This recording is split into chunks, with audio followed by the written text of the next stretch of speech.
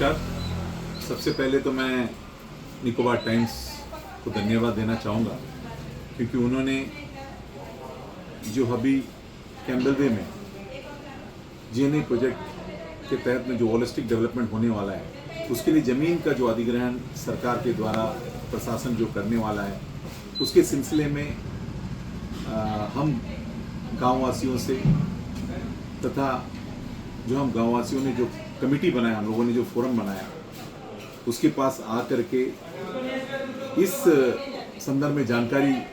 प्राप्त करने के लिए आपने जो आया हमारे पास उसके लिए बहुत बहुत धन्यवाद। इस एक्विजिशन के तहत में मैं कुछ जनता के जो विचार है उसको मैं आपके माध्यम से सरकार को एवं प्रशासन को बताना चाहूँगा। जैसे कि हम सभी जानते हैं कि कैम्बल वे में आने वाले दिनों में बहुत बड़ा डेवलपमेंट का जो घोषणा ऑलरेडी 2021 में सरकार ने किया है उसके लिए बड़ा जोर शोर से काम शुरू हो गया है। जैसे कि एक्विजिशन में पहले ग्रीनफील्ड एयरपोर्ट का जो एक्विजिशन का कार्रवाई जो शुरू हुआ है उसके तहत सोशल इम्पैक्ट असेसमेंट, उसके बाद कलेक्टर का हियरिंग, ये सब संपन्न होने के बाद में 7 तारीख को एडमिनिस्ट्रेटर के द्वारा जो पब्लिक हियरिंग रखा गया था उसमें हम लोग सब गांववासी और हम सब शामिल थे और इस चीज़ से पूरे गांववासियों को और हमें बहुत सारी उम्मीदें थी क्योंकि आज तक पूरे गांववासी और हम सभी लोग कि थोड़ा कंफ्यूज थे कि आखिर सरकार जो ज़मीन हम लोग से ले रहा है उसके लिए हमें क्या मिलेगा, ज़मीन के बदले में ज़मीन मिलेगा या नहीं मिलेगा, और ज़मीन के लिए जो मुआवजा मिलेगा वो कितना मिलेगा, इसका भी कोई तरीके से कंफर्मेशन आज तक नहीं था। तो हम लोग बड़ा उम्मीद के साथ आज मीटिंग में गए थे कि सारी चीज़ों का क्लैरिफिकेशन होगा। लेकिन जैसी मीटिंग शुरू हुआ, इससे शुरू होते समय जैसी मीटिंग शुरू हुआ तो एडमिनिस्ट्रेटर ने अपना सारा जो भी सरकार जो अधिग्रहण नियम के तहत में जो चीज़ें अफेक्टेड फैमिलीज़ को मिलेगा और उन लोगों को मिलेगा उसके बारे में विस्तार से उन्होंने अपना बात को बताया। लेकिन उसमें कहीं एडमिनिस्ट्रेटर ने ये नहीं बताया कि सर्किल रेट कितना है, उसका बढ़ोतरी होगा कि नहीं होगा और बाकी चीज़ों का क्या मिलेगा, इसका विस्तार पूर्वक कोई भी जवाब उनके पास था नहीं, क्योंकि बताया भी नहीं, क्योंकि वो तो बोले कि अभी अगले कमेटी में ही तय होगा। लेकिन एज पर नियम के हिसाब से उन्होंने सारी चीज़ों को पढ़ करके लोगों को सुनाया। लेकिन हमें इसमें बहुत सारे आपत्तियां हैं, बहुत सारे ऑब्जेक्शंस हैं, क्योंकि हम लोग जो यहाँ सेटल हुए आकर के और हम लोगों का ज़मीन को एक बहुत बड़ा डेवलपमेंट के लिए, बहुत बड़ा अर्बनाइजेशन के लिए, क्योंकि बहुत बड़ा शहरीकरण यहाँ पे होगा, टाउनशिपमेंट होगा, लेकिन ये पहला जो एक्विजिशन है ये ग्रीनफील्ड एयरपोर्ट के लिए लिया जा रहा है जिसमें गांधीनगर और शास्त्री नगर ये 2 गांवों को पूरे के पूरे ज़मीन को लिया जा रहा है और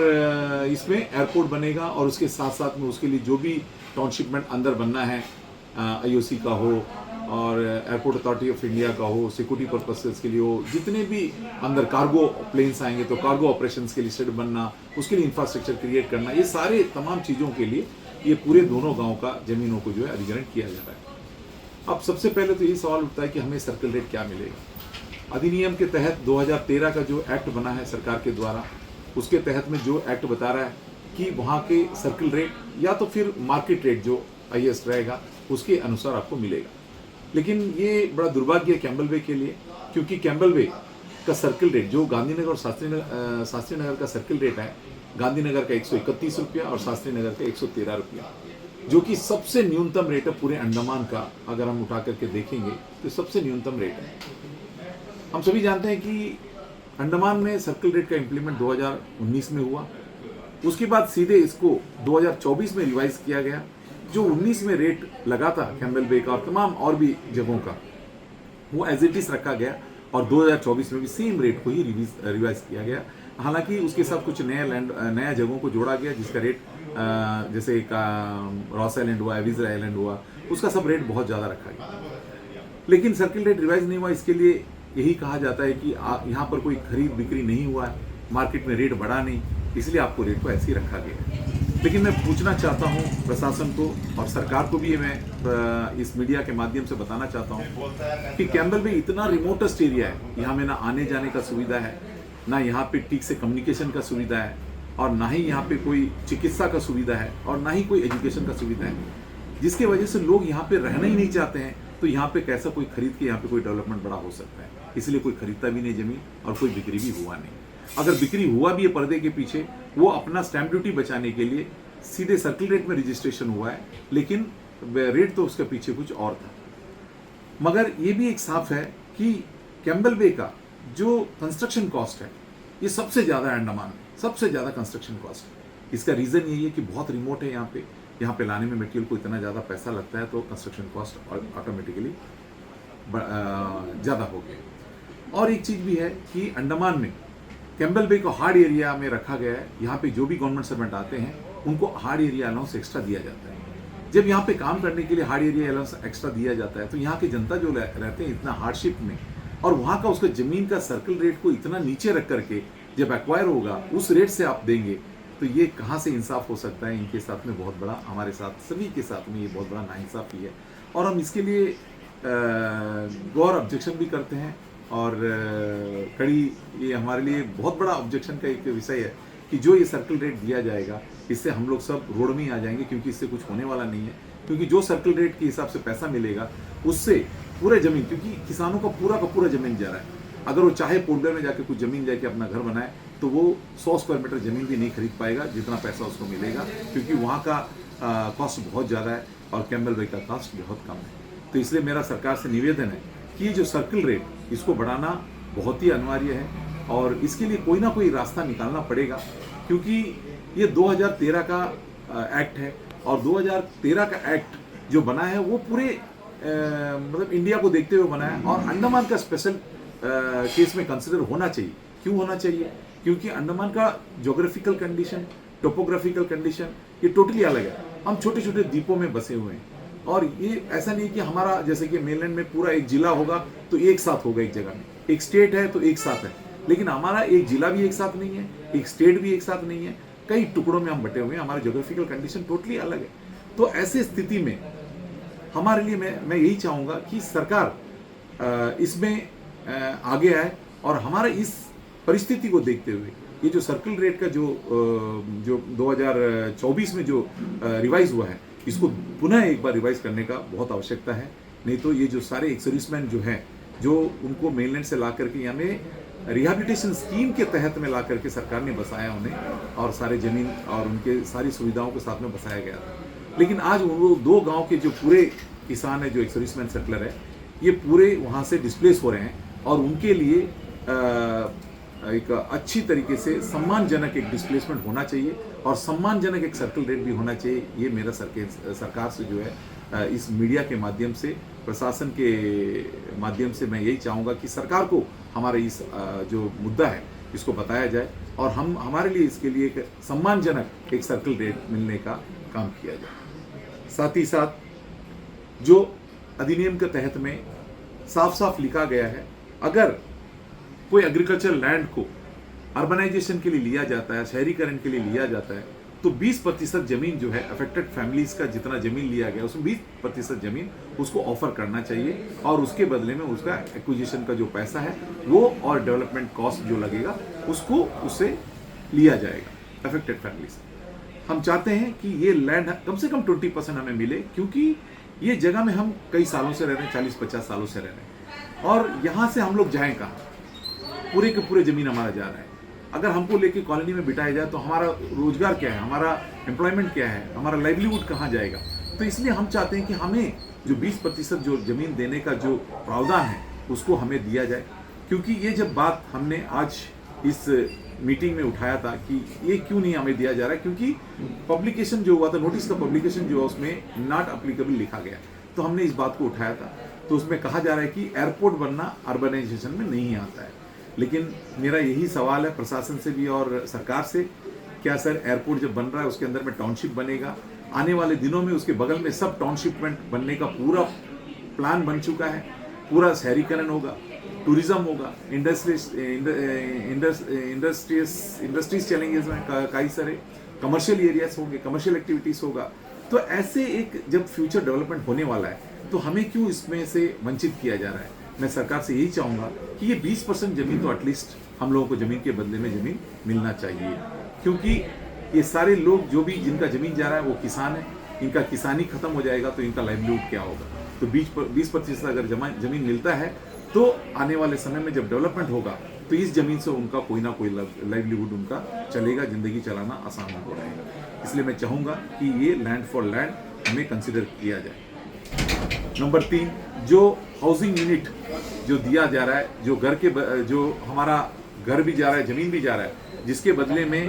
बदले में हमें जो घर मिलने वाला है, वो घर जो मिलेगा जिसमें कि हमें बताया गया कि पीएम में प्रधानमंत्री आवास योजना के तहत में 30 स्क्वायर मीटर में घर बना करके मिलेगा। 50 स्क्वायर मीटर जमीन रहेगा, उसमें 30 स्क्वायर मीटर का प्लिंथ एरिया में हमें घर मिलेगा, जो कि हमें बहुत आपत्ति है इससे, और हम इसे बहुत ही ऑब्जेक्शन करते हैं, क्योंकि हम सब जो जमीन में रहते हैं सालों साल से, उसमें अच्छा खासा घर बना के सब अपने जीवन बिता रहे हैं और अपने फैमिली के साथ, परिवार के साथ खुश हैं। आज पूरी जमीन को लेने के बाद में और हमें सिर्फ मात्र 30 स्क्वायर मीटर जमीन में अगर हमें बिठा दिया जाए, ये हमारे साथ बहुत बड़ा नाइंसाफी है। क्योंकि ये जो अधिनियम बना है, ये मेनलैंड के बहुत सारे कंडीशंस को देकर के बनाया है, क्योंकि वहाँ पे जो लोग का जमीन अगर किसी का जाता भी है तो उसका पड़ोस गांव में जमीन होगा, पड़ोस उसका कोई जिला में अलग जमीन हो सकता है, या आस पड़ोस में अपना कुछ ना कुछ उसका होगा। लेकिन यहाँ पे जो दोनों गांव उजड़ रहा है, ये पूरे के पूरे चलेंगे, उनके पास अगल बगल में कोई जमीन उनको नहीं है, और ना ही वापस मेनलैंड जा सकते हैं, ना ही पोर्ट ब्लेयर जा सकते हैं। तो ऐसे हाल में मेरा ये सरकार से विनती है कि ये जो हाउसिंग यूनिट देने का जो अधिनियम में लिखा गया है, इसमें संशोधन होना चाहिए। और सरकार से मैं गौर करूंगा, क्योंकि ये सब एक्सेप्शनल सेटलर है। सरकार ने, इंदिरा गांधी जी जब प्रधानमंत्री हुआ करती थी, उनके समय में हम सभी को रिहेबिलिटेशन स्कीम के तहत में जमीन दे करके यहाँ पे लाके उस कठिन परिस्थितियों में यहाँ पे बसाया गया, और हम अपना जीवन यहाँ व्यतीत करते हैं। तो इसीलिए हमें इस घर के मामले में जरूर सरकार को गौर करना पड़ेगा। इस अधिनियम में कुछ ना कुछ संशोधन, या तो फिर कुछ अंडमान के ज्योग्राफिकल कंडीशन को देख करके और हमारा लिविंग स्टैंडर्ड को देखते हुए, हमारा यहाँ का जीवनी को देखते हुए, इस घर के जो मापदंड, जो स्केल दिया गया है, इसमें संशोधन होना बहुत जरूरी है। साथ ही साथ चौथा पॉइंट एक था, हम लोगों का जो जमीन है, इसमें मुख्यतः नारियल का बगीचा है, नारियल का फसल होता है, और साथ ही साथ सुपारी का। नारियल का बगीचा में जो नारियल का फल मिलता है, जिससे किसानों का रोजगार है, लाइवलीहुड है, जिसमें उसको आमदनी आती है, उस नारियल पेड़ के बारे में अगर देखा जाए तो सरकार के हिसाब से मात्र 5,000 रुपये देने का उन्होंने प्रावधान रखा है, इसमें जो रेट फिक्स किया है। लेकिन ये बहुत ही दुर्भाग्यपूर्ण की बात है हम लोगों के लिए। एक नारियल पेड़ को लगा के उसको फल देने के लायक बनाना तो कम से कम 7 से 8 साल लगता है, और उसका पूरा जीवन काल, उसका प्रोडक्शन जो है मिनिमम 80 to 100 ईयर्स इसका होता है। अगर हम इसमें अगर उसका लाइफ स्पैन को ले लें और उसमें मिनिमम एक 25 नारियल एक कटिंग के लिए लिया जाए, 4 साल में 4 कटिंग, तो कम से कम 100 नारियल होता है एक साल में। अगर उसका आज के रेट में, अगर जो रेट है, अगर हम जो प्रधानमंत्री के द्वारा प्राइस सपोर्ट स्कीम के तहत में जो कोपरा के लिए रेट फिक्स होता है, अगर उसको हम देखेंगे आज के डेट में, उसका 25 से 30 रुपया का नारियल का भाव है। अगर यही हम देखते हैं 100 नारियल का, तो 30,000 रुपया एक साल का उसका इनकम हो जाता है 30। अगर इसी को हम 100 साल करेंगे, अगर 80 साल भी पकड़ते हैं, तो ये कम से कम 3.5-4 लाख रुपये से ज़्यादा इसका भाव बनता है। लेकिन आज सरकार मात्र हमको सिर्फ 5,000 रुपया दे रहा है, ये कहाँ से न्याय है? तो हमारा मांग है कि नारियल पेड़ का, उसका जो यील्ड है, उसका प्रोडक्शन है, और उसका जो लाइफ स्पैन है, उसको देखते हुए एक नया रेट जस्टिफाई किया जाए, एनालिसिस किया जाए। कम से कम हम लोगों को 50,000 रुपया एक नारियल पेड़ में मिलने का लायक हम लोगों को मिलने का एक डिसेंट अमाउंट को जो है सरकार मंजूरी देना चाहिए, प्रशासन मंजूरी देना चाहिए, ताकि जो किसान जिसके ऊपर जीवित है, तो और उसके ऊपर जो खर्चा किया है, जिसको सोचा है कि हमारे आने वाले जनरेशन भी इससे हम उसको रोजगार मिलेगा, उसको लाइवलीहुड मिलेगा, और उससे आमदनी मिलेगा, उसका घर बार चलेगा, वो सब बंद हो जाएगा। तो उसके लिए उसके हिसाब से मुआवजा देने का काम प्रशासन और सरकार करे। साथ ही साथ इसमें एम्प्लॉयमेंट के तहत में जो अधिनियम कहता है कि एम्प्लॉयमेंट या तो अम्यूनिटी देना चाहिए, तो मैं चाहूँगा कि अम्यूनिटी जो इसमें लिखा गया है, अम्यूनिटी का जो पैसा, जो अमाउंट दिया है, मात्र 5 लाख रुपया दिया है। ये एक्ट बना 2013 में। 2013 के बाद में तमाम जो गवर्नमेंट सर्वेंट है, उसका कितना सैलरी में बढ़ोतरी हुआ होगा, सेंट्रल गवर्नमेंट का पे कमीशन कितना बार लग गया है, और कितना जो है अपना इन्फ्लेशन इसमें आया है, ये सबको अगर इसमें काउंट किया जाए तो 5 लाख आज के डेट में कुछ भी नहीं है। जो आज के डेट में 2013 से जो इन्फ्लेशन लगना चाहिए, जो भी इसमें बढ़ोतरी होना, वो सब बढ़ा करके इसको 5 लाख को बढ़ा करके मिनिमम हम लोग को कम से कम एक 25 लाख रुपया देने का काम होना चाहिए। उसी तरह साथ साथ में इसमें जॉब का जो रिजर्वेशन है, ये मैं चाहूँगा, क्योंकि कैम्बल वे मैं पहले ही बताया कि पढ़ाई में भी, एजुकेशन के क्षेत्र हो, चिकित्सा क्षेत्र हो, इसमें बहुत ही हम लोग पिछड़े हैं, बहुत पिछड़ा है। तो ये जो जॉब यहाँ पे बहुत बड़ा एम्प्लॉयमेंट अपॉर्चुनिटी आएगा, इसमें कोई डाउट नहीं जब डेवलपमेंट आएगा। तो इसमें हम चाहते हैं, हम पूरे गांव वाले चाहते हैं कि यहाँ पे जो जॉब अपॉर्चुनिटी रहेगा, जो जॉब जनरेट होगा, उसमें यहाँ के हमारे जो अफेक्टेड फैमिलीज हैं, जो डिस्प्लेस्ड फैमिलीज हैं, इनको एक स्पेशल रिजर्वेशन, जैसे कि ओबीसी के लिए होता है, एसटी के लिए होता है, एससी के लिए होता है, उसी तरह हमारे लिए कुछ सर्टेन परसेंटेज फिक्स किया जाए, जिसमें कि सिर्फ हमारे लोग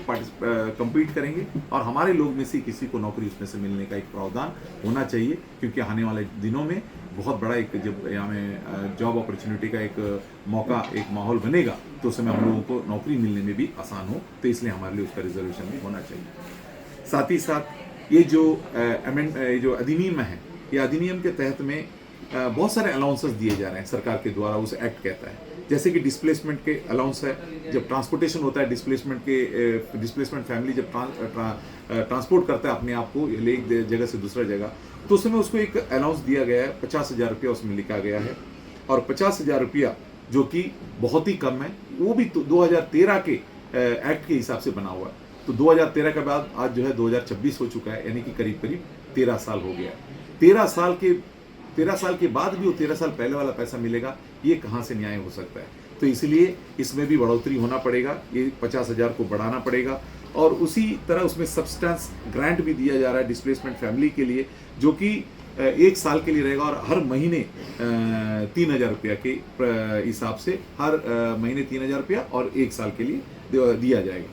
अब ये 3,000 रुपया आज के डेट में एक क्या है, एक डिस्प्लेस फैमिली को चलाने के लिए 3,000 रुपया आप जो सब्सटेंस ग्रांट दे रहे हैं, जो कि 2013 के हिसाब से बना गया था, आज 2026 हो गया। तो मैं चाहूँगा इसमें भी संशोधन हो, इसमें भी बदलाव हो, आज के हिसाब से इसका इन्फ्लेशन और जो भी बढ़ोतरी हुआ है, महंगाई हुआ है, उसके हिसाब से इसको भी बढ़ा करके हम सभी को मिलना चाहिए। साथ ही साथ जैसे स्मॉल ट्रेडर्स उसमें अफेक्ट होते हैं, और पेटी शॉप्स है और कैटल शेड है, ये सबको एक ही दर्जा में रखा गया है कि इसके लिए 25,000 रुपया आपको दिया जाएगा। ये 25,000 रुपया से कैसा एक पेटी शॉप्स को लेके जाके अपना दोबारा उसको पुनर्स्थापित करके दोबारा से उसको करना, ये कहाँ से संभव है? ये कभी हो ही नहीं सकता है। तो इसका भी बढ़ाने का काम, इसमें कैसे इसमें इन्फ्लेशन को लगाना और इसमें से किस तरीके से बढ़ाना चाहिए, क्योंकि महंगाई बढ़ा है, इसमें कोई डाउट नहीं है। जैसे कि मैंने बताया, गवर्नमेंट सर्वेंट्स का पेमेंट बढ़ा है, प्लानिंग कमीशन के तहत में सेंट्रल गवर्नमेंट का पेमेंट बढ़ा है, तो ये पे कमीशन, तो ये सबको कंसिडर करते हुए इसमें भी बढ़ोतरी होना बहुत जरूरी है। साथ ही साथ मैं एक चीज़ और कहना चाहता हूँ, जैसे कि कैटल सेट का बात आ रहा है, मेरे को हम लोगों को जब घर पीएम आवास योजना के तहत में आप देने का बात कर रहे हैं, वो मात्र 30 स्क्वायर मीटर में, किसी के पास 4 जानवर है, किसी के पास 50 जानवर है, किसी के पास 100 जानवर है, किसी के पास 150 जानवर है, ये उस गाय को, उस बकरी को, उस मुर्गी को क्या वहाँ पे ले जाके पाल सकता है? वहाँ पे रखने का जगह है? ये कैसा हो सकता है? इसलिए मेरा इसके साथ में एक और चीज़ जोड़ना चाहूँगा, जो हमें ज़मीन दिया जा, जो घर बना के दिया जा रहा है, उसमें कम से कम हमको 1000 स्क्वायर मीटर ज़मीन मिलना चाहिए, उसके साथ में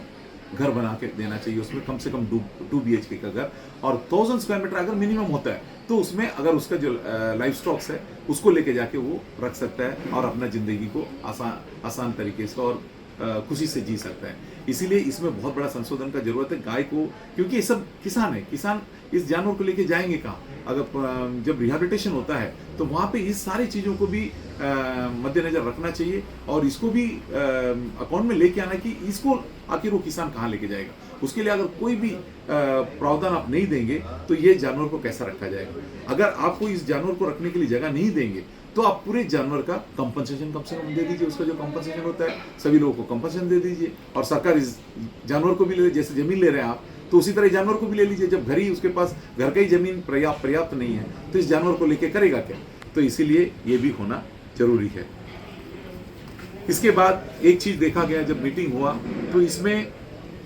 जैसे ये नोटिस निकला था, जो पब्लिकेशन हुआ था, उसके तहत 18 ईयर्स एंड अबव को, जिसमें कि अधिनियम में क्लियर कट दिया गया है कि एक स्पॉस यानी कि एक हस्बैंड एंड वाइफ, अगर उसके बच्चे बिलो 18 ईयर्स हैं तो एक फैमिली में काउंट हुआ जाएगा। अगर बच्चे भी हैं उसके साथ, भाई बहन भी अगर उस फैमिली में है और माइनर है, वो बिलो 18 ईयर्स है, तो उनको एक फैमिली माना जाएगा। लेकिन अबो 18 ईयर है, वेदर अगर वो ही और शी में मैरिड और नॉट, ठीक है, अनमैरिड, लेकिन उनको अलग फैमिली में अलग फैमिली, सेपरेट फैमिली माना जाना चाहिए, ये अधिनियम में लिखा गया। और ये इस नोटिफिकेशन में, इसमें कहीं में भी रिफ्लेक्ट नहीं हुआ था। तो इस बात को जब रखा तो डीसी साहब ने, एडमिनिस्ट्रेटर ने इस चीज़ को माना है, हाँ इसको कंसिडर करना है, इसमें कर सकते हैं हम लोग, तो इसके लिए हम लोग काम करेंगे। तो आश्वासन नहीं था, मतलब आश्वासन था, गारंटी नहीं है। तो मैं प्रशासन से और सरकार से यही चाहूँगा कि अधिनियम में जो लिखा गया है 18 साल के अबव को फैमिली सेपरेट मानना चाहिए, और उनको डिस्प्लेसमेंट और अफेक्टेड फैमिलीज में जो भी बेनिफिट्स मिलना है एक्ट के तहत में, एक्विजिशन एक्ट के तहत में, वो मिलना चाहिए, उनको जोड़ना भी चाहिए। साथ ही साथ जो भी लैंड ओनर है, जिसके नाम से लैंड है, उसकी जितने भी लीगल है अबव 18 ईयर्स सेपरेट फैमिली माना जाएगा। जितने भी लीगल है उन सभी को डिस्प्लेसमेंट और अफेक्टेड फैमिलीज में काउंट करना चाहिए। ये हम लोगों का मांग है। और एक चीज़ है, अधिनियम में क्लियर कट लिखा गया है, जिस जगह को, जिस विलेज को एक्विजिशन किया जा रहा है, अगर वहाँ पे आदमी जो रह करके वो एनक्रोचमेंट रह रहा है, या अपने घर में रह रहा है, या वहाँ पे और कोई तरीके से रह करके वहाँ से लाइवलीहुड उससे अटैच है, वहाँ से उसका रोजगार है, तो उसको सारे डिस्प्लेसमेंट का और अफेक्टेड फैमिलीज का बेनिफिट उसको मिलना चाहिए, अधिनियम में लिखा गया है। लेकिन ये देखा गया कि जो लिस्ट पब्लिकेशन हुआ था एडमिनिस्ट्रेटर के द्वारा, RNR का जो लिस्ट पब्लिकेशन हुआ था, उसमें ये सारे एनक्रोचर्स का नाम हटा दिया गया। जबकि एनक्रोचर्स जो 32 किलोमीटर में रहते हैं, शास्त्री नगर में, और कुछ गांधीनगर में भी रहते हैं, ये लोग बहुत पुराने लोग हैं। और इन लोगों का ऐसा है कि सुनामी के दौरान भी इनको घर नहीं दिया गया था, उसमें भी बहुत बड़ा गड़बड़ी हुआ, जिसकी वजह से उनको, बहुत ऐसे लोग हैं जो फॉरेस्ट में काम करते थे, फॉरेस्ट डिपार्टमेंट में, और फॉरेस्ट डिपार्टमेंट से कोई रिटायर हुए थे, उनको सुनामी के दौरान जो घर मिलना चाहिए था वो हक भी उनको नहीं मिला। उसके बाद उन्होंने जब हमारा रीसेटलमेंट हुआ सुनामी के बाद में, अपने अपने जगहों में जब परमानेंट शेल्टर बन के मिला, तो वहाँ पर जाकर के इन्होंने कुछ जगह में अपना बैठ करके वहाँ पे घर वर बना लिया और वहीं पे बैठे, क्योंकि वो कई सालों से, 40-50 सालों से वहाँ पे रहते हैं, और उनको वो हक नहीं मिला था उस समय कुछ गड़बड़ी की वजह से। और वो उसके बाद, सुनामी के बाद, वहाँ जाके घर बना के रहने लगे, और वहीं से नरेगा में कुछ लोग काम करते हैं, कुछ लोग पड़ोसी के खेतों में काम करते हैं, और मैक्सिमम लोग आज के डेट में पिछले 10 सालों से बॉर्डर रोड ऑर्गेनाइजेशन में भी काम करते हैं, और उन लोगों का किसी का भी नाम इसमें नहीं आया, जो कि बहुत ही दुर्भाग्य है। और वो 100% हकदार है घर मिलने का, और उन लोगों का नाम भी जोड़ना चाहिए। ये भी हम लोगों का बात प्रशासन में उस पब्लिक हियरिंग मीटिंग में था, साहब ने इसको माना भी है। लेकिन हमें फिर भी थोड़ा मन में थोड़ा सा डर है कि कहीं ये दोबारा ना छूट जाए। इसलिए मैं प्रशासन से और सरकार से मैं यही चाहूँगा कि वो हकदार हैं, उनको जरूर घर मिलना चाहिए, एनक्रोचर जो भी है। और साथ ही साथ उन्होंने जो अपना घर बनाया उस जमीन में, और घर बनाया उसके साथ में बागान बगीचा है, पेड़ पौधे हैं, उसका भी उसको मुआवजा मिलना चाहिए, जो कि अधिनियम कहता है, और उनको मिलना भी चाहिए। और साथ ही साथ जितने परमानेंट शेल्टर वहाँ पे अलॉट हुए थे लोगों के लिए सुनामी के बाद में, उसमें जितने भी लोग रहते थे, वो तो उस समय 2 बेडरूम का एक 60-70 स्क्वायर मीटर में जमीन में घर बना के दिया गया था। लेकिन 2011 में जब अलॉट हुआ, उसके बाद आज 15 साल के बाद क्या वो घर ऐसे ही रहेगा? नहीं रह सकता। उसमें बहुत सारे रिपेयर्स, एडिशन एंड अल्ट्रेशंस, अपना एक रूम को भी बढ़ा लिया गया, क्योंकि फैमिली बढ़ गया तो उसको रूम को भी बढ़ाना पड़ा उन्होंने। तो उसके तहत में उन्होंने उसको तख्ता को हटा करके उसको परमानेंट स्ट्रक्चर बना लिया, ईंटें वगैरह अपना खर्चा करके लगाया, और कंपाउंड वॉल किसी ने बना लिया है। तो ऐसे जो बनाया, जो एसेट में जो उन्होंने खर्चा किया, उसका तो पैसा मिलना चाहिए। और मैं ये बात को भी रखा था पब्लिक हियरिंग के समय में। तो इन लोगों को, जो भी लोग उसमें जो सर्वे भी हुआ है का सर्वे भी बाकायदा करके रखे, और जबकि वो नोटिस में, पब्लिक नोटिस जो नोटिस रिलीज हुआ था उसमें नहीं आया। तो इसलिए मैं चाहूँगा इस मीडिया के माध्यम से कि पुनः इसको कंसिडर किया जाए, और दोबारा जब फाइनल लिस्ट निकलेगा तो इन सभी लोगों को वो जो खर्चा किया, उन्होंने घर में जो खर्चा किया है, जो उनको हक मिलना चाहिए वो मिलना चाहिए। साथ ही साथ उस शेल्टर के चारों तरफ में उन्होंने जो पेड़ पौधा लगाया उसका भी मुआवजा मिलना चाहिए। इसी तरह जो भी सर्वे हुआ है, एग्रीकल्चर लैंड का जो पेड़ों का सर्वे हुआ है, उसमें बहुत सारे अलॉटेड लैंड में फॉरेस्ट ट्रीज, बहुत सारे बड़े बड़े पेड़ हैं जो सालों साल से हैं। और अधिनियम के तहत में, कानून के तहत में यही कहता है कि जो पेड़ जिसका जमीन में है उसका पूरा अधिकार है उसका पैसा मिलने का और उसका मुआवजा पाने का। और ये सारी चीज़ों का सर्वे हुआ है, फॉरेस्ट डिपार्टमेंट सर्वे करके रखा है, लेकिन ये सारा चीज़ इस नोटिस में नहीं है। तो ये पॉइंट भी हमने पब्लिक हियरिंग के दौरान प्रशासन के सामने रखा है। और मैं आज मीडिया के माध्यम से भी यही कहना चाहूँगा कि जो नियम के अनुसार, कानून के अनुसार जो मिलना चाहिए वो वापस से जब ये लिस्ट बनेगा फाइनल, उसमें इन पेड़ों का भी गिनती होना चाहिए और उन पेड़ों का भी मुआवजा उन किसानों को मिलना चाहिए।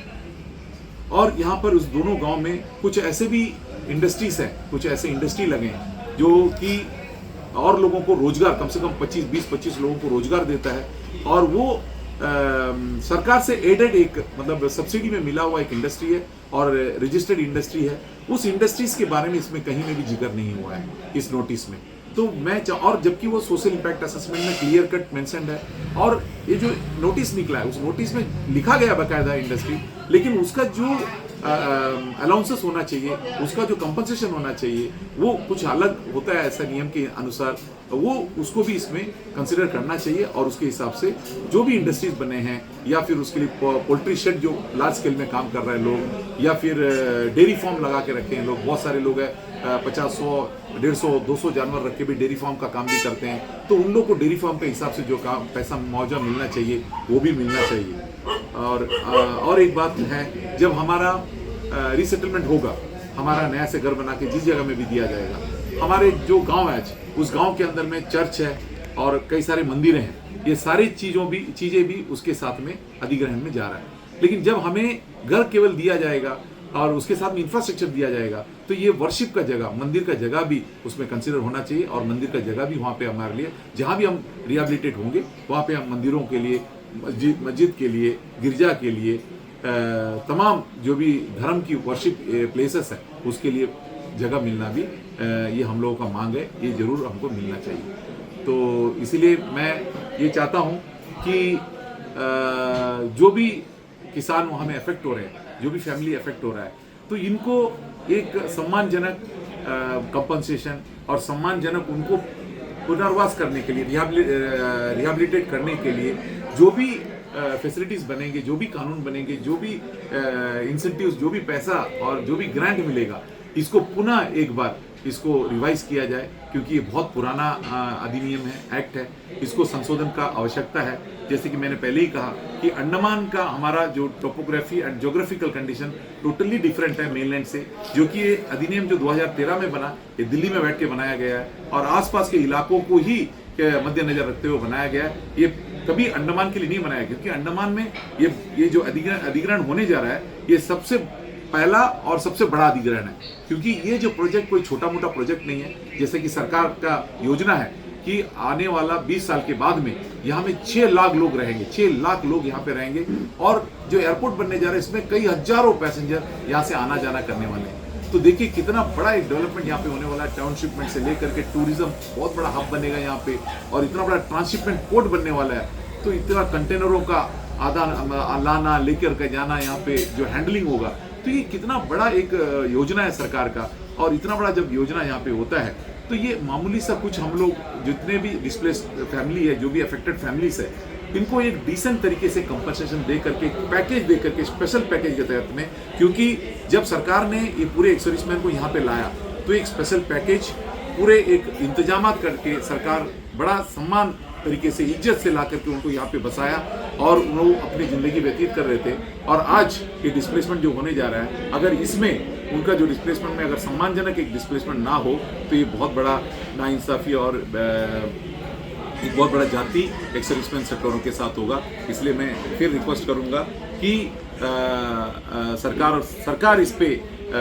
संज्ञान ले प्रशासन से। और मैं चाहूँगा कि क्योंकि आज के डेट में जो सरकार, हमारा देश का सरकार है, ये सरकार मामूली सरकार नहीं है, बहुत ही ताकतवर सरकार है। और सरकार हमेशा किसानों के हित में काम कर रहा है। और हम सरकार से यही उम्मीद करते हैं, जो किसान आज ये प्रभावित होने वाले हैं और जो बहुत ही बड़ा नुकसान होने वाला है इनके साथ में, क्योंकि जिस हिसाब से अधिग्रहण कहता है अगर उसके तहत में इनको अगर निपटाया जाएगा तो ये सब सड़क में आ जाएंगे, इनके आने वाले जो पीढ़ी है ये भी सड़क में आ जाएगा। इसलिए मेरा सरकार से हाथ जोड़ के विनती है कि सरकार इसमें संज्ञान ले या सरकार इसमें इन्वॉल्व हो और इसमें जो भी पॉइंट्स हम लोगों की ओर से जो हम प्रशासन के सामने रख रहे हैं, इस पॉइंट को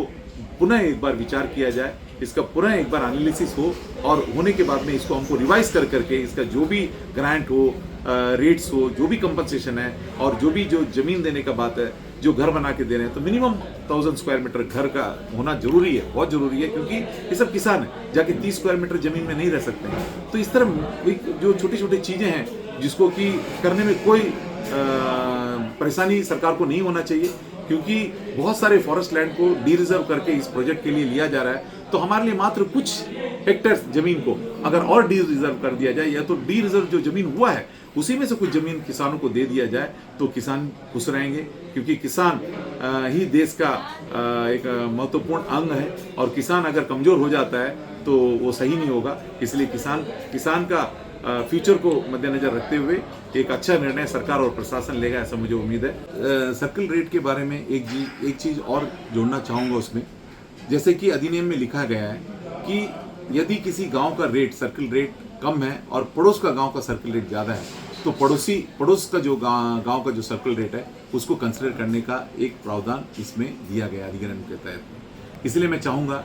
कि शास्त्री नगर का जो सर्कल रेट 113 रुपया है और गांधीनगर का जो कि उसका पड़ोस गांव है उसमें 131 रुपया है, तो इसलिए दोनों गांव का सर्कल रेट एक समान होना चाहिए। ये भी हम पूरे गाँव वासियों का और हम लोगों का ये डिमांड है। तो मैं प्रशासन से चाहूँगा कि दोनों गाँव का सर्कल रेट एक ही होना चाहिए।